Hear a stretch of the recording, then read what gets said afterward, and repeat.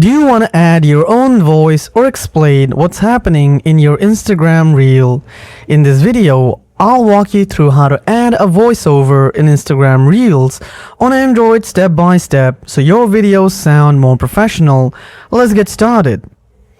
Open the Instagram app on your device, then go to the Reels section and tap the plus icon.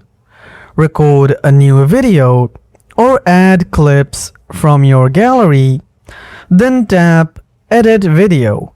Look for the microphone icon at the bottom, tap on it to open the voice recording screen.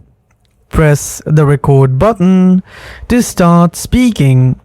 You can record multiple voice segments for different parts of the video. Drag the slider to choose where your voiceover starts. Match your voice with the video perfectly.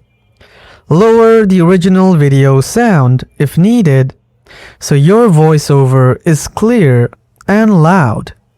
Tap Done, then preview your reel to make sure everything sounds good. Tap the arrow icon to go next. After that, add caption, hashtags, and cover. Then tap Share. If this video helped you out, don't forget to hit like, subscribe, and share it with your friends. See you at the next one, guys.